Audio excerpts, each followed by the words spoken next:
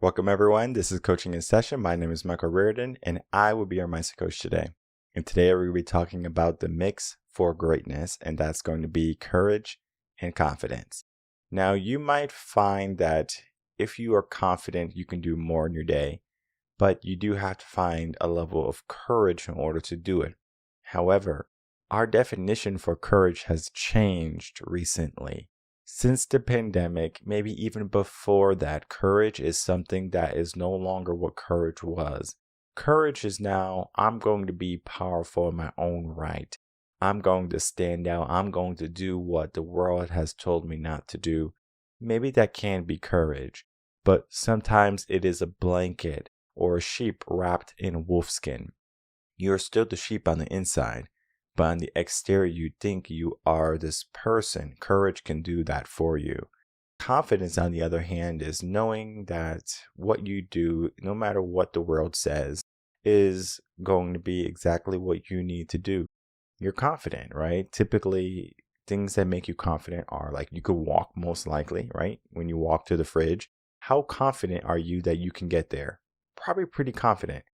Now, if you're a person who was once able to walk and you get into a car accident, a motorcycle accident, some type of accident, and now you really can't walk too well, maybe you're not as confident anymore to walk to that same fridge. So confidence is going to be there at one point. Maybe you lose it, you have to regain it. So we're going to be talking about that today. I wrote a blog.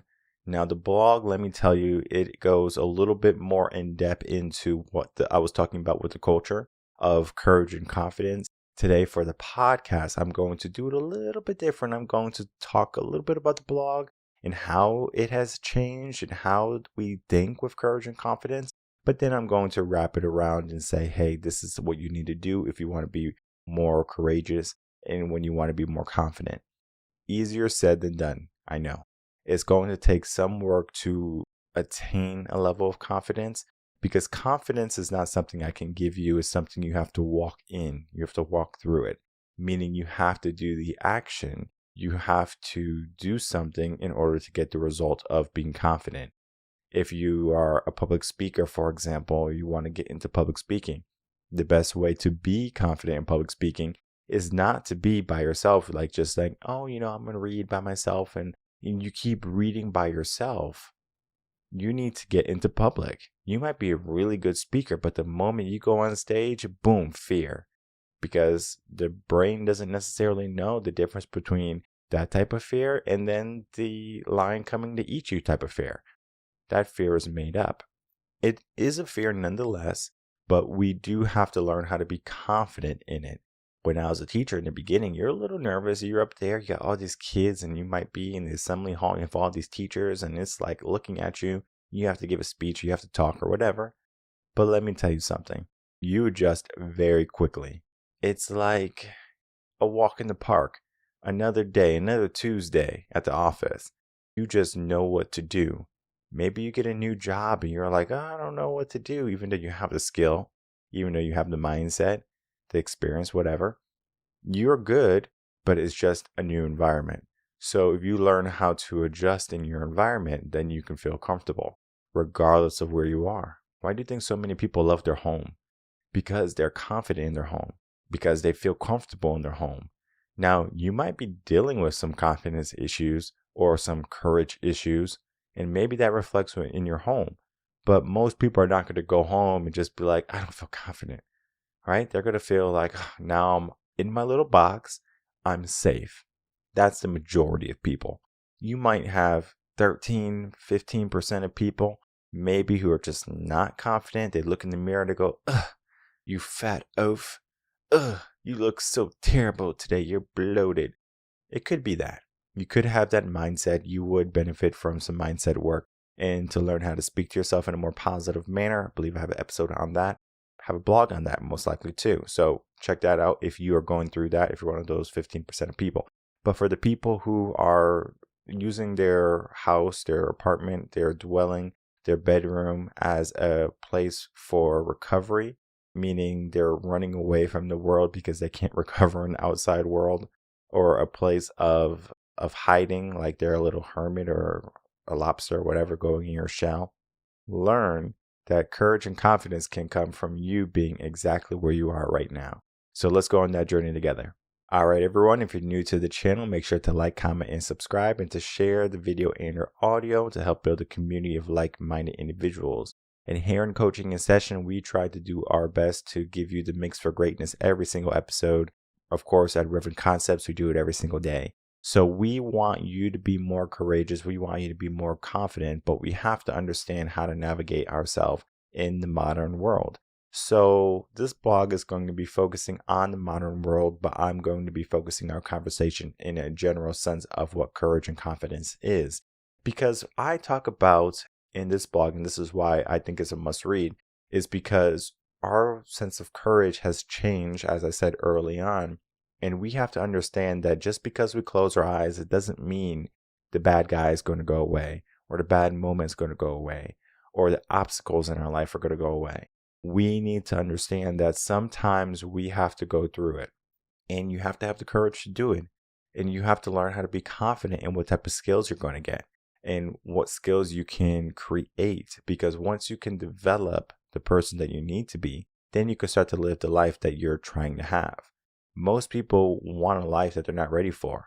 Most people don't have the discipline. Most people don't have the knowledge, but they have the dream, they have the aspiration. It is mixed with courage and confidence. And when you can mix those two together, you start to become more focused in the way you think.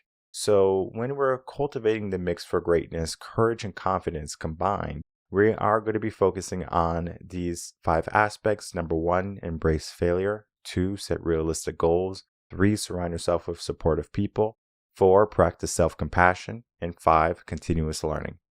These are going to be our talking points for today.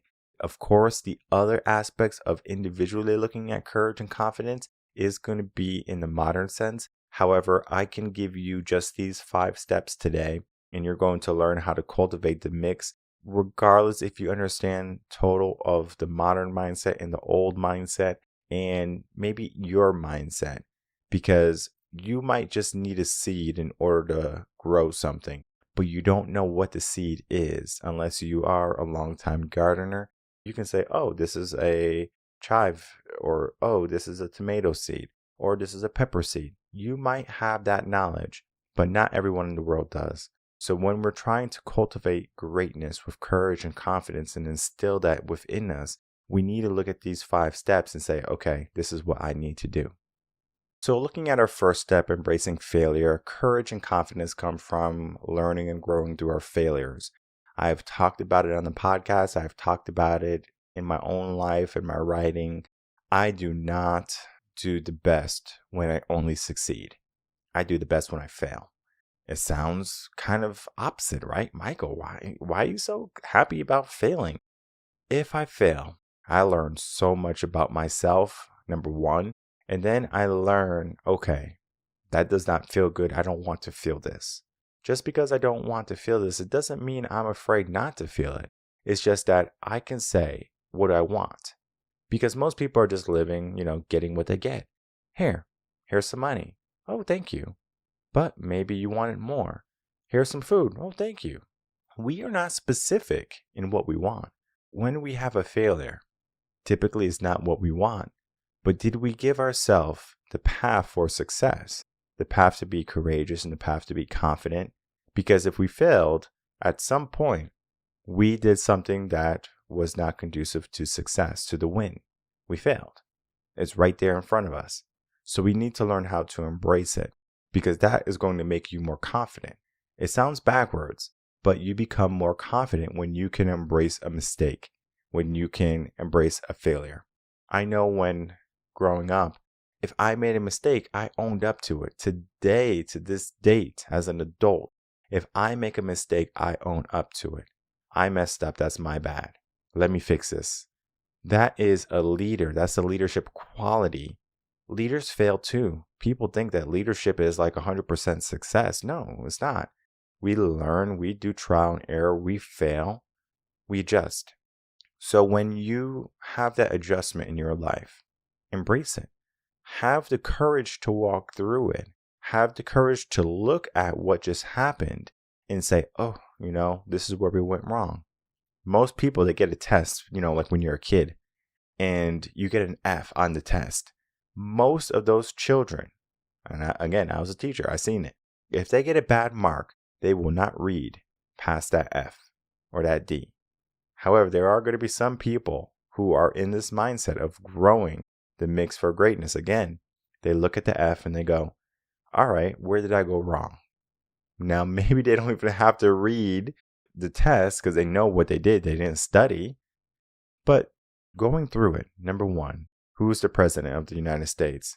And they put Hitler or something, right? Now they would have to go and say, well, who is the president? Ask the teacher maybe for extra help or do some research on who that person is. Google your phone. It can help you. You can't have your phone during a test, but that is how we embrace failure. We dive into it, not run away from it. Be brave, courageous. And when you do that, you become more confident. You're not going to care if you make a mistake. You don't want to make them, of course. But if you make them, it's not the end of the world.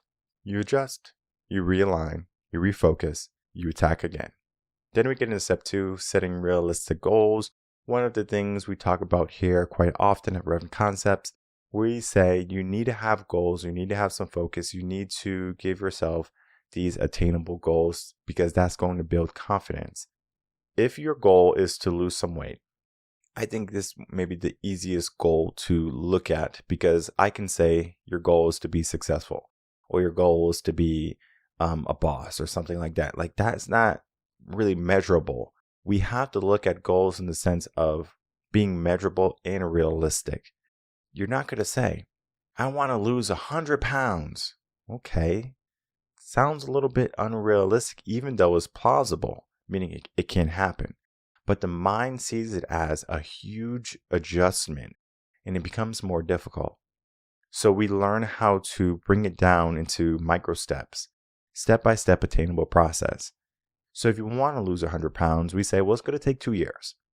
We're going to lose 2 pounds a week, something like that, right? Depending on how much you weigh, of course.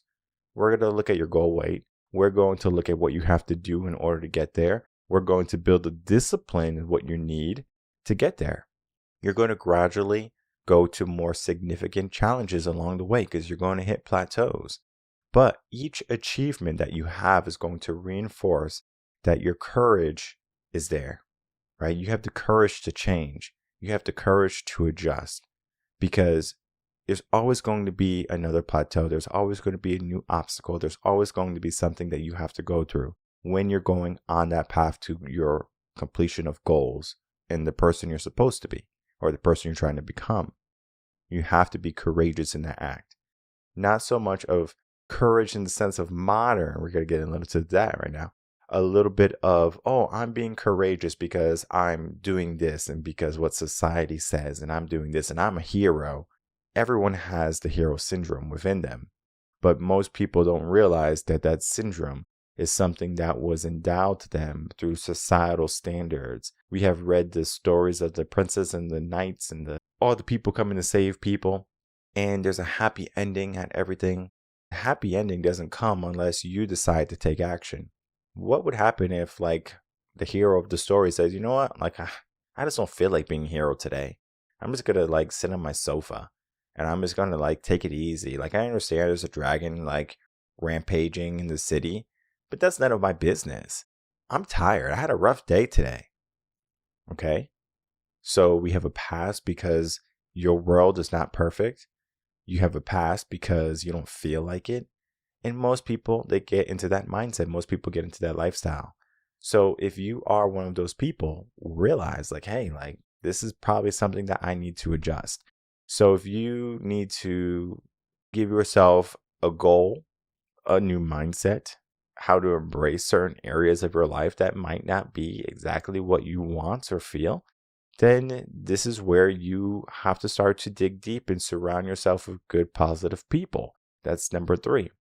Surround yourself with the people who are going to help you be more courageous, right? Because if that hero that didn't feel like doing it, right?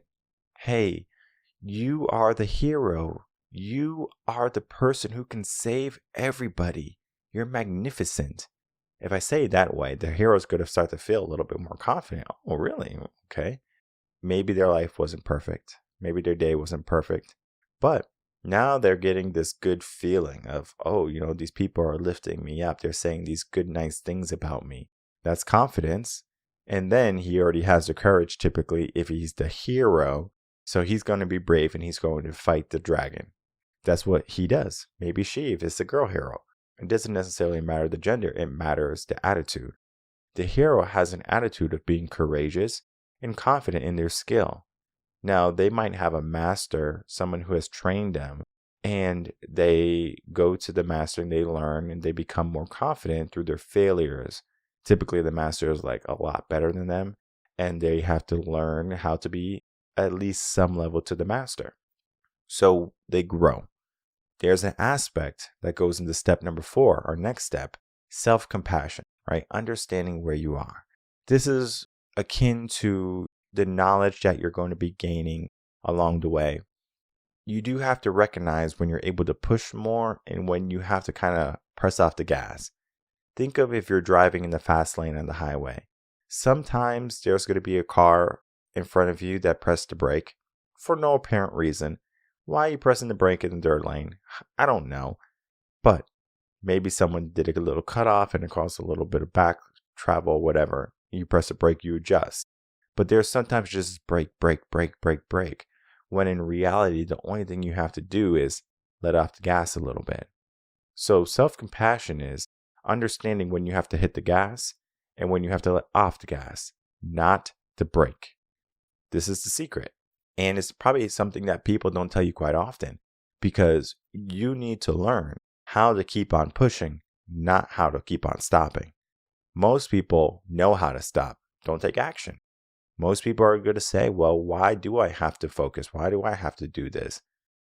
They don't, because they will stop on the onset of difficulty, at the onset of comfort wins, and comfort will win. It will win the majority of the time.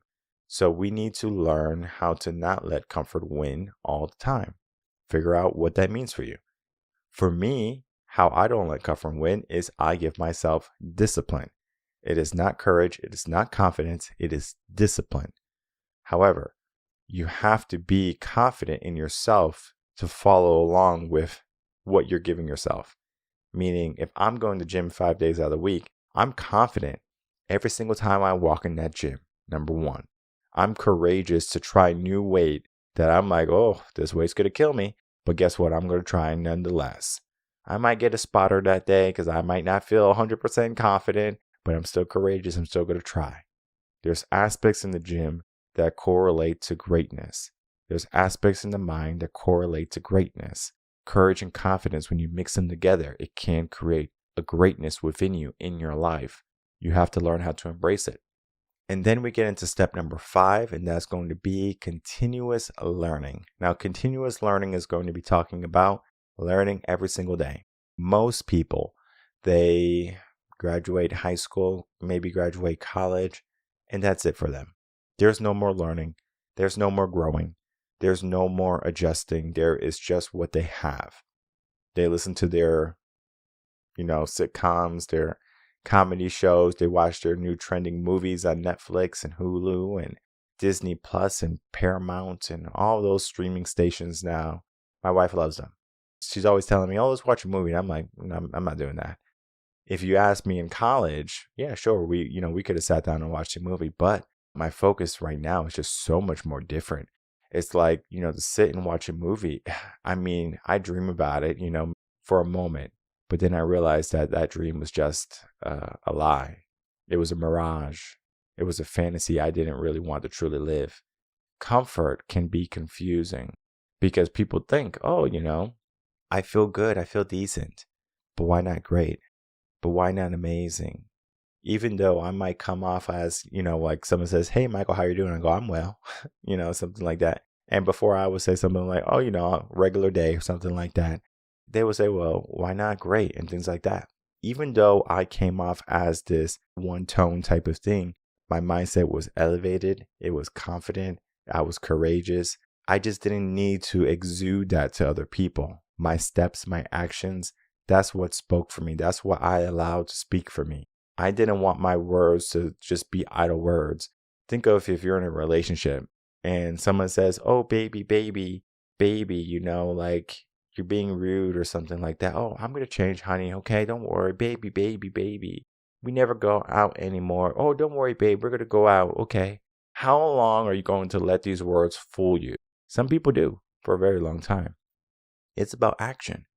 So we start to look at things, and sometimes people need to be reminded, especially my wife.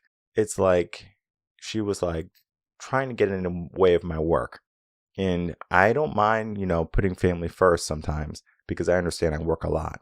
So it's hard to say, well, hey, I just want to keep on working, which I do sometimes. But then I also have to understand that communication, family, and stuff like that can also be an aspect to greatness, right? Into livelihood. So I say, okay, listen, we went out for the past 3 weekends in a row. I need this weekend for working.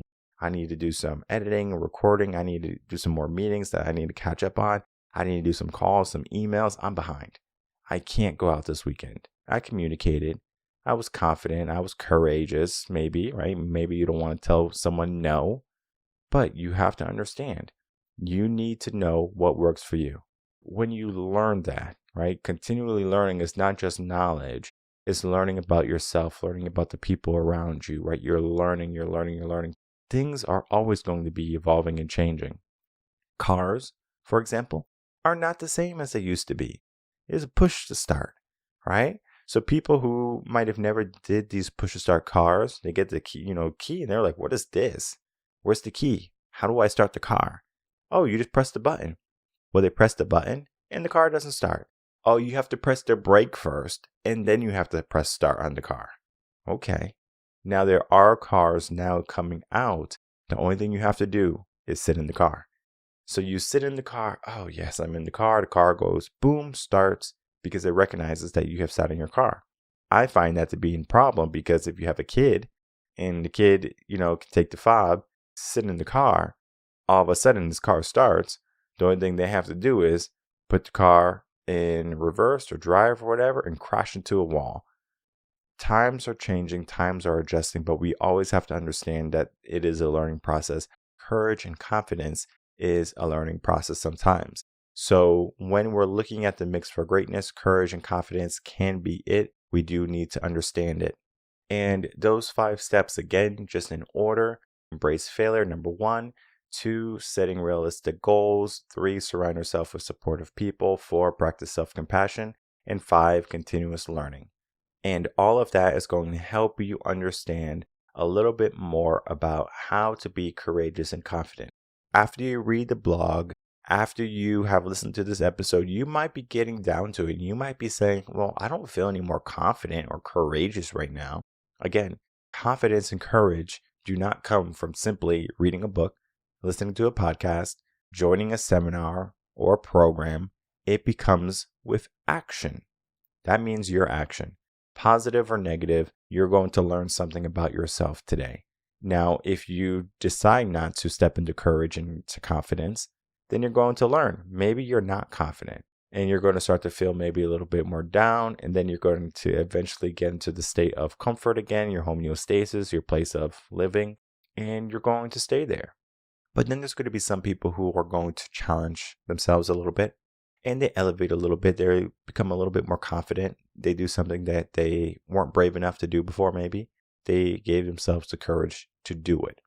And then they might find that they're not confident 100%, but they do it the first week, not confident. They do it the second week, not confident. They do it the third week, they're a little bit more confident. They do it the fourth week, they're a little bit more confident. They do it for 3 months and now they feel confident finally.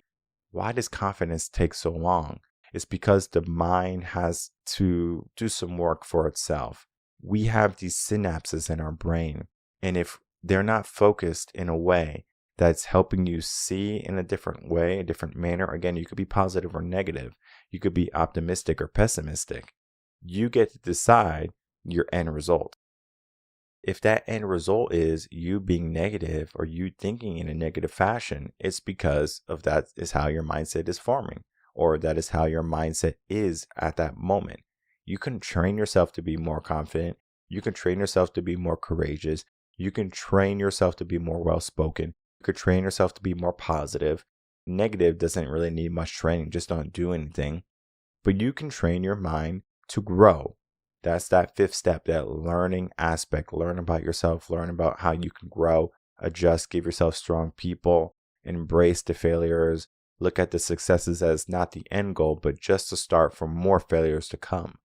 Many people, they want this good life. Many people, they want all of the glory, but they're not willing to put in the nitty-gritty work, the hard work, the moments that are full of fear and doubt. Confidence arises from that doubt when you are able to take that step. I love having clients when they go on the treadmill and I say, take another minute, do another 30 seconds, let's go, let's do it. That's confidence when they do it, because their brain was saying that they couldn't do it. Someone told them that they couldn't do it. Maybe themselves, maybe someone else. And I showed you that you did, that you could. And from there, confidence starts to come. You start to become more courageous, because now you say, well, I can do it another 30 seconds. Why not do it another 2 minutes? Why not do it an hour? And you become more courageous. You become more confident in yourself. And from there, you grow. And from there, your life adjusts. And from there, greatness ensues. So if you're having a hard time being confident, if you're having a hard time understanding what true courage is, reach out to us at Reven Concepts. We'll be more than happy to help you out along that journey to develop the mix for greatness in your life. My name is Michael Rearden. I'm a mindset coach. If you have any questions, you can email me coachinginsession@gmail.com, and I'll see everyone on the next episode of Coaching in Session. Until then, everyone take care.